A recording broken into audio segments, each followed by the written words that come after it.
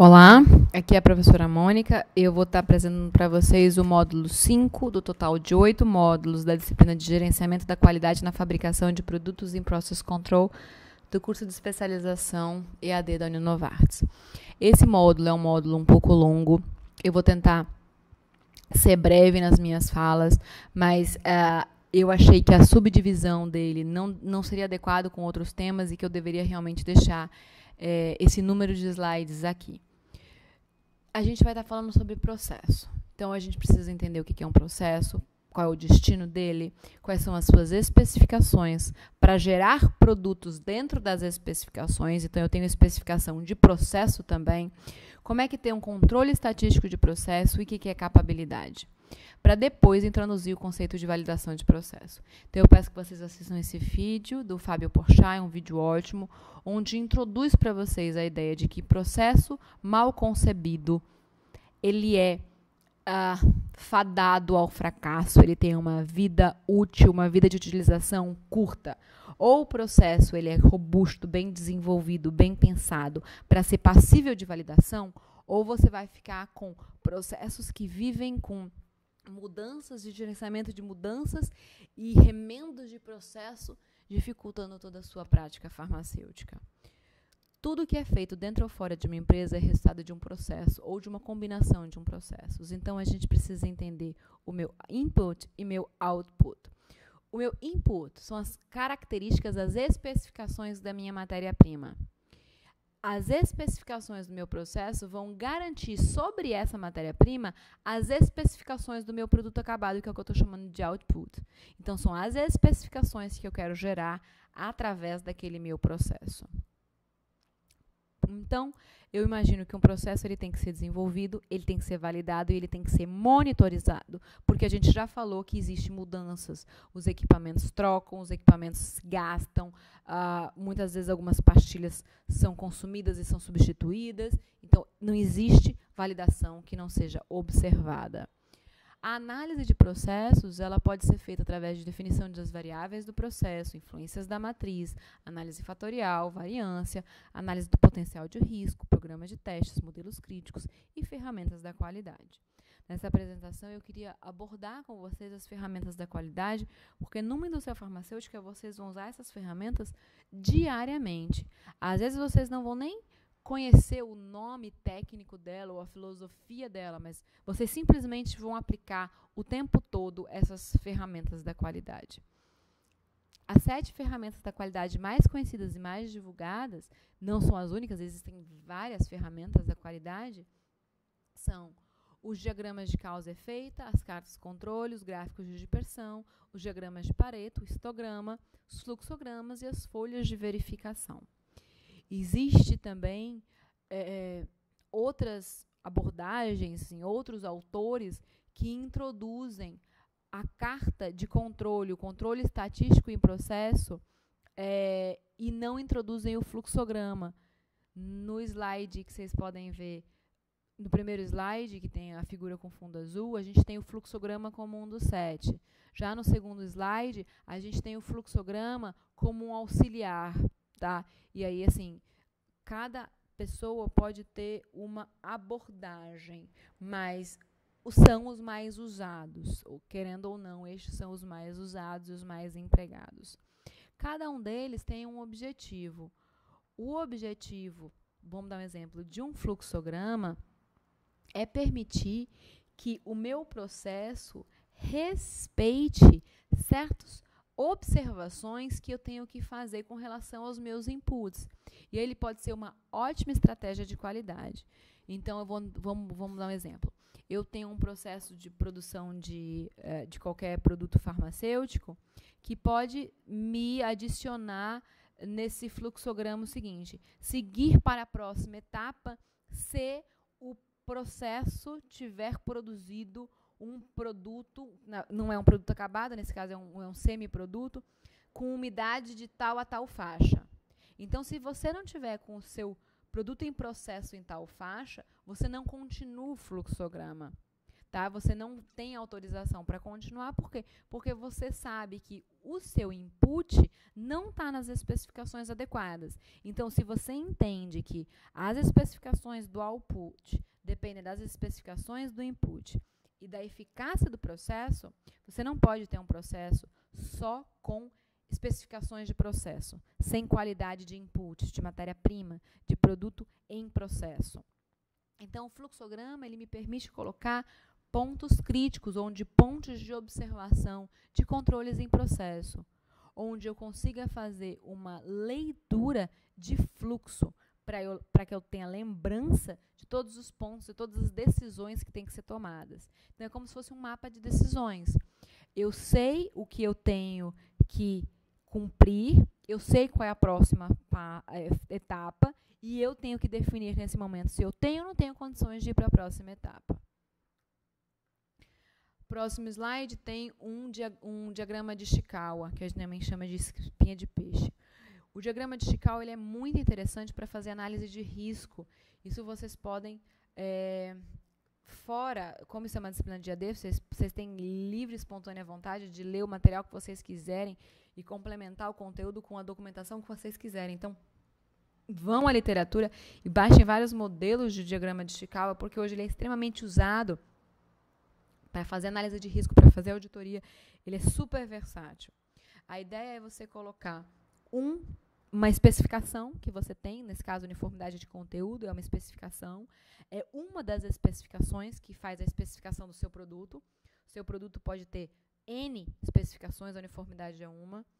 E aí você coloca vários fatores que influenciam significativamente a sua uniformidade de conteúdo. Então, vou dar um exemplo. A pré-mistura, o tempo e o carregamento da pré-mistura influenciam diretamente se eu vou ter uniformidade ou não. A secagem dessa pré-mistura, a temperatura, o tamanho do lote que eu coloco para fazer secagem em cada, vamos supor, bandeja, e o tempo dessa secagem podem influenciar diretamente na minha uniformidade de conteúdo. E aí, eu consigo fazer uma abordagem detalhada sobre cada um dos pontos que foi marcado como crítico. São marcados como ponto de riscos. E aí eu faço, na análise, na validação, na investigação, eu direciono meu olhar aos pontos críticos, que são os pontos que provavelmente têm maior chance de inserção de falhas. O gráfico controle é um gráfico onde eu vou colocando os resultados que eu tenho do meu controle em processo, os resultados que eu tenho experimentais. Eu tenho duas linhas amarelas, que é o limite superior de controle e o limite inferior de controle, ou seja, a minha média, a minha especificação é a minha linha preta, central, que tem o número 0. Seria a minha especificação que meu produto teria que ter. Se meu processo me gerasse sempre produtos iguais, eu teria todos os meus pontos experimentais, que são esses pontos azuis, em cima da minha linha preta. Como nenhum processo ele é estático, ele é capaz de gerar produtos com as mesmas medidas. As medidas variam, mas elas têm que ter uma variação coerente em dispersão com relação à média.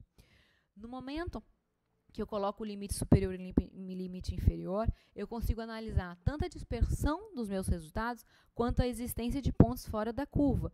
Pontos, na verdade, de produtos fora da especificação. E aí eu consigo fazer uma análise estatística sobre isso. O tratamento estatístico possibilita, desde o simples monitoramento das especificações do produto, até a identificação das variações do processo. Então, ele é capaz de construir simuladores para predizer o comportamento do processo. E aí eu consigo otimizar a produção de modo a fabricar produtos já existentes de forma mais eficiente. Então, a estatística é muito bem utilizada e muito necessária na indústria farmacêutica. O controle estatístico em processo, ele determina o comportamento do processo por meio dos produtos que o processo faz, porque são as especificações do produto que eu coloco nas cartas para identificar a variabilidade do meu processo e com essa análise do controle em processo eu consigo prevenir falhas, porque eu consigo ter uma maior compreensão sobre o meu produto, eu consigo ter uma melhor abordagem, eu sei quais são as minhas falhas, então eu consigo evitá-las. Então, o controle de qualidade no produto acabado, essa inspeção, ela detecta falhas no produto. Mas, quando eu tenho controle de qualidade em processo, mas controle de qualidade de produto acabado, o objetivo é que eu tenha falha zero. Que eu não só identifique, mas que eu não faça falhas. Que eu construa, que eu previna falhas. Que é o que a gente está falando desde o início. A ideia da prevenção. Então, se você pensar que 99% de acerto é bom o suficiente, você tem que pensar em que área você está lidando. Vamos dar um exemplo. Isso seria 20 mil prescrições médicas incorretas por ano. E se você for uma dessas, você vai achar bom o suficiente? Isso significa fornecimento de água não potável durante 1 hora por mês na sua casa. E aí, tu vai querer? Então, se você analisar esses erros, você descobre que não dá para você pensar em estatística se você não pensar no número amostral que você está correlacionando com essa estatística. Então, todo plano de amostragem, ele tem que preconizar qual é o número que eu tenho de população amostral, qual é o impacto dessa falta de desvio, o que é uma falta de desvio permitida, o que é um resultado fora da especificação. E eu tenho que analisar que o ideal é trabalhar por ppm e não por percentual, para que eu tenha controles mais ajustados com relação ao meu tamanho de lote.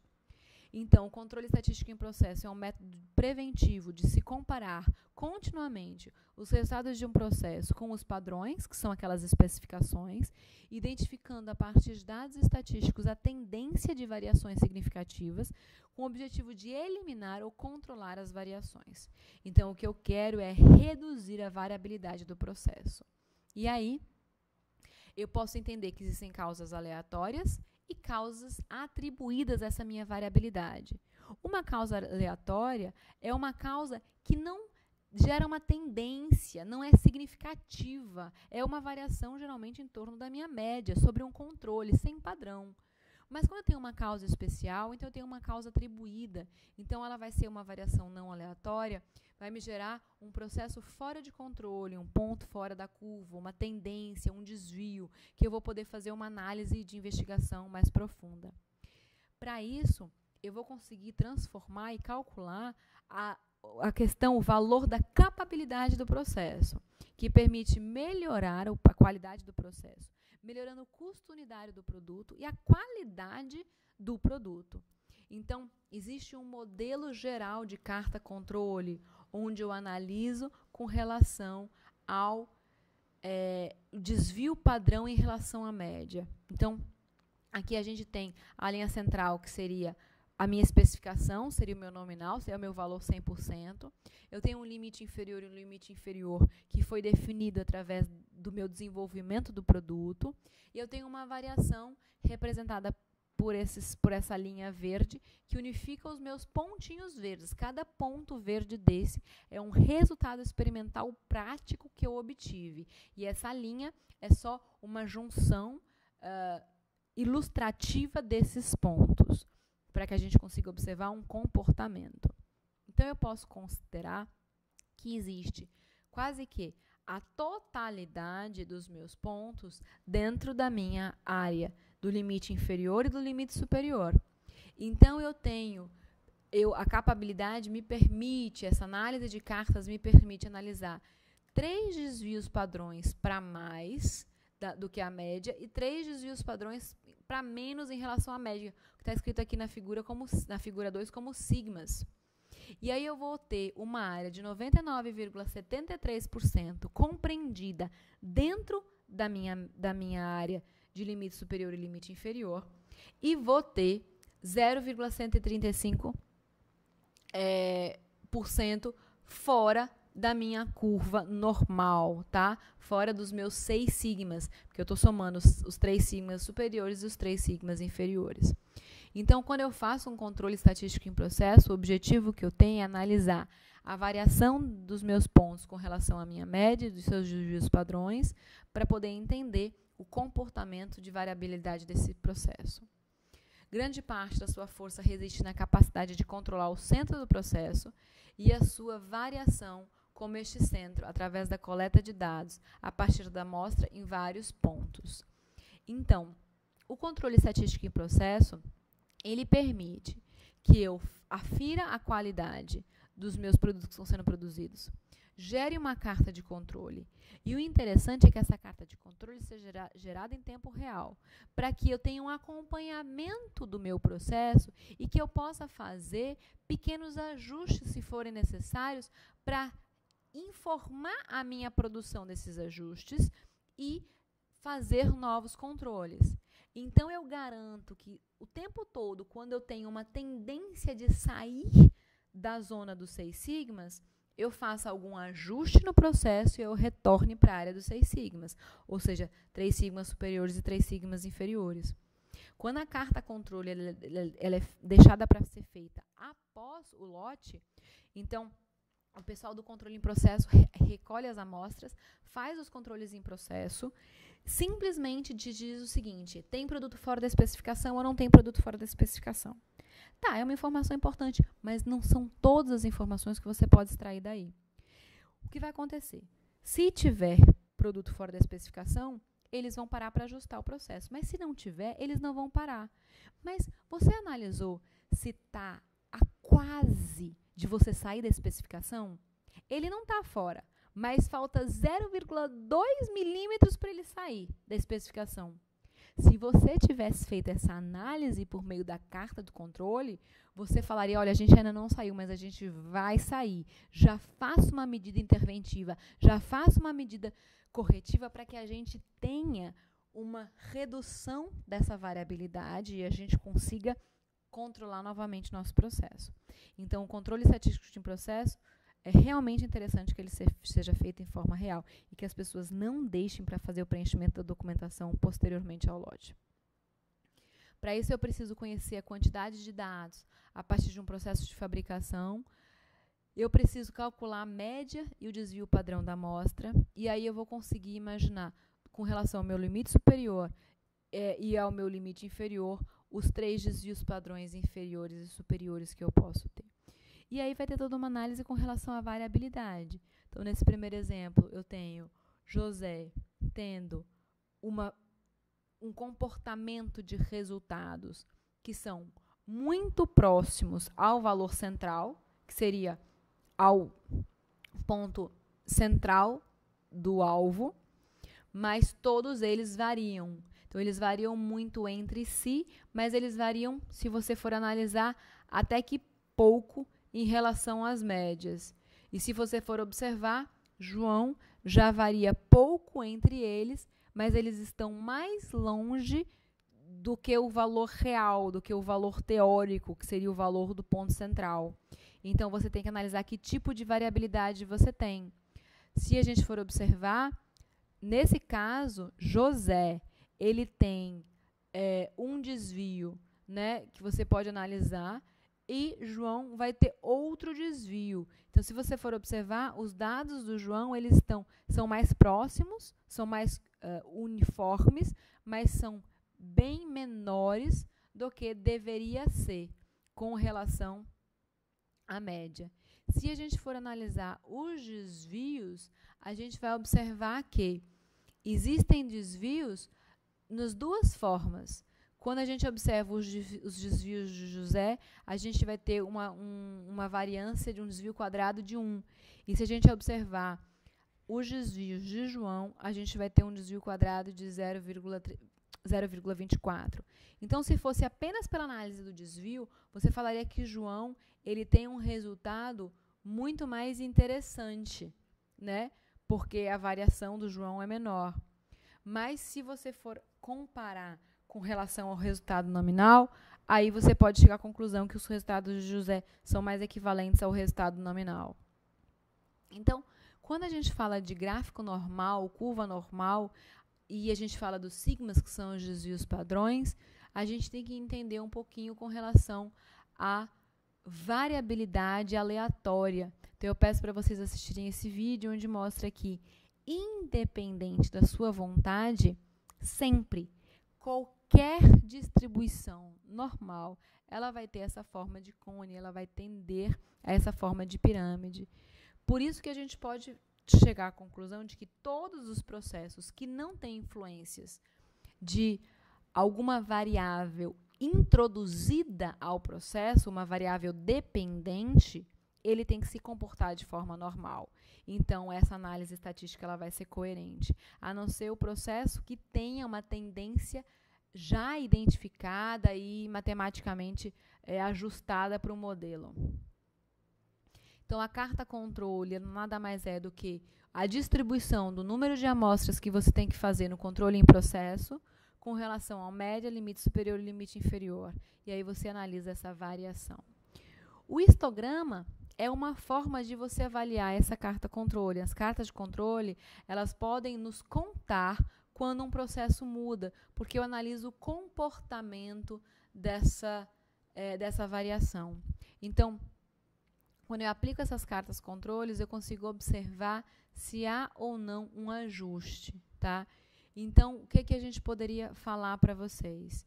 Que o padrão típico fora de controle é quando eu tenho um ponto fora da curva, uma subida, mudança na média do processo, ciclos, tendências, encostando a linha central. Então, eu sei que eu tenho um erro, assim, um problema que eu tenho que investigar ou mudar. Então, nesse caso da figura onde eu tenho um deslocamento da média do processo, vocês estão vendo que o processo variava melhor em relação à média, e ele passa a começar a subir, ele começa a sair, ele não está mais variando ao redor da média. Quando eu falo ao redor da média, é que eu tenho que ter variações positivas e negativas com relação da média de forma aleatória. Não pode ser só positiva ou só negativa, porque se a variação for só positiva com relação à média, existe uma tendência para mais. Existe uma tendência para um valor, para uma especificação maior à média. Quando eu tenho uma variação aleatória em relação à média, significa valores positivos e negativos em relação à média. Aí, se a gente fosse continuar analisando aqui, identificando potenciais deslocamentos, ou seja, a gente observa que em certos lotes ou em certos pontos do lote, eu tive alguns comportamentos parecidos e depois eu tive deslocamentos. Isso pode ser explicado. Eu posso analisar a presença de ciclos. Esses ciclos, eles não são um comportamento normal.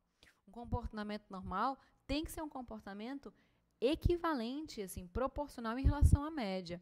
Esses ciclos são medidas, são introduções de variações não aleatórias sobre o meu processo. Como também tendências. Nesse caso, se você passasse uma linha central, você veria que você está saindo desse modelo de ajuste da curva normal e indo para um outro modelo. Então, eu agora converso com vocês com relação à capabilidade. A gente já falou sobre a capabilidade, mas a gente vai falar um pouquinho de novo. O objetivo é quantificar, gerar um número, um índice de quão bem o processo reproduz a conformidade com os requisitos. Ou seja, eu tenho um processo que tem que me gerar um produto com especificações, que é o output do processo, são as especificações do produto. E eu quero gerar um número para saber quão bem o meu processo tem a capacidade de gerar esse produto. Então, como você já falou, a análise do normal avalia 3 desvios padrões em relação à média. Tudo certo. Então, o que eu preciso? Eu estou pensando em 3 tipos de veículo em uma estrada e reforma nas laterais. Então, não tem acostamento. Se você for pensar em uma motocicleta, um carro e um caminhão, a gente está imaginando que o veículo e o percurso são o processo. A largura dos veículos é a variabilidade do processo. E as barreiras laterais da estrada são os limites da especificação. Ou seja, eu tenho menos margem de variabilidade para um caminhão do que para uma motocicleta, onde eu permito que a motocicleta ela é mais robusta, ela é mais ajustada. Já o caminhão tem uma variabilidade maior, então até o que vai sobrar das barreiras laterais vão ser muito menor com relação às especificações. Isso vocês podem ver nas próximas figuras através desses gráficos. Pela letra A, a gente vê um processo que atende facilmente os limites de especificação. Seria a nossa motocicleta. Ela atende facilmente ao tamanho da rua. Então, ela está tranquila. Se a gente fosse analisar o processo B, a gente estaria falando do carro, vamos dar um exemplo. Então, ele atende confortavelmente os limites de especificação. Ele já tem uma menor margem, ou seja, ele pode variar, ele pode ter menos tendência, ele não pode ter tantos desvios, não. Porque se ele tiver qualquer desviozinho, a margem que ele tem para os limites inferiores e superiores que tiram um produto da especificação e ele passa a não ser mais permitido de venda, já é menor. E se você for para a figura C, aí você vê que o caminhão, coitado do caminhão, ele não pode errar 1 milímetro. Então, assim, a variabilidade dele em si, o tamanho dele é tão grande que ele já fica mais, assim, limitado. E com relação a D, ele já está gerando um produto de fora, assim, uma parte do seu lote fora das especificações e a maior parte dentro. Mas, de qualquer forma, você teria que descartar toda a parte que está fora. E aí eu quero que vocês assistam esse vídeo sobre capabilidade do processo, que mostra para vocês essa questão da relação entre a variabilidade e o índice de capabilidade, que é aquele valor calculado. O próximo vídeo, que eu estou numerando como vídeo 2, ele é um outro vídeo que também correlaciona a variabilidade com esse índice de capabilidade, mas agora a gente está mostrando um conceito para vocês de deslocamento que é interessante. No próximo slide, eu estou querendo mostrar para vocês a tabela com relação aos valores permitidos. Então, menor que 1 significa que o processo é incapaz, que você não tem um processo de, com segurança, gerar produtos sempre dentro das especificações. Um processo de 1 a 3 é um processo capaz, que de alguma forma você está com um processo bom, mas depende muito do tamanho da amostra. E um processo maior que 3 é um processo muito capaz, é um processo que você não teria nem que inspecionar, ou seja, você não teria que ter controle em processo, porque ele já é muito capaz. Então, ele não tem variabilidade. Se ele não tem variabilidade, você não precisaria ter controle em processo. Então, a tabela mais abaixo já é uma tabela que tenta mostrar de forma mais pontual, que de 1 a 1,33 seria um processo aceitável, mas, assim, sabendo que tem que ter melhorias, de 1,33 a 1,63 a gente já fala que é um processo capaz, mas o ideal mesmo é que um processo farmacêutico seja acima de 1,63. O que a gente tem que lembrar é que as pessoas que vão te auditar, caso você esteja passando por uma auditoria, não são pessoas sem conhecimento técnico. Então, dependendo dos equipamentos que você tem, eu consigo saber que aquele índice de capabilidade que você está falando que tem é mentiroso. Vamos supor que você tenha um equipamento mais antigo, limitado, sem tantos ajustes, sem tantos controles das especificações do processo. Aí você fala que o seu processo é maior que 3 ou tem 2,5. Quando eu olho para o seu equipamento, eu já falo, um equipamento desse não é capaz de ter uma capabilidade de 2,5. Eu já começo a duvidar da sua validação de processo, do seu cálculo índice de capabilidade, e eu já vou partir para você de uma forma muito mais agressiva, fazendo uma investigação muito mais detalhada, porque eu já desconfio da sua conduta profissional, tá? E já tem equipamentos que você conhece o equipamento, você sabe que ele é excelente e que você fala, tá, talvez esse índice de capabilidade realmente seja adequado a este equipamento. Então, aqui apresenta o cálculo de capabilidade para vocês entenderem como ele é feito, e aí vocês podem estudar. E esse próximo vídeo ele é interessante porque ele mostra um gráfico de Ishikawa, um diagrama de Ishikawa, onde a gente tem análise de risco, ou seja, análise de interferentes reais que podem melhorar o meu processo. Melhorar o meu processo aqui significa diminuir a variabilidade do meu processo. Quando eu diminuo a variabilidade do meu processo, eu aumento a capabilidade do meu processo. Então, aqui é interessante porque a gente consegue ver que ajustes na máquina, nas matérias-primas, nos métodos, conseguem impactar numa redução de variabilidade e aumento de capabilidade, tá? Isso é muito interessante para melhoria da qualidade de processos que já estão no mercado e não são tão bons. Então, agora eu deixo vocês fazerem a avaliação da unidade 5 e a gente se vê até mais.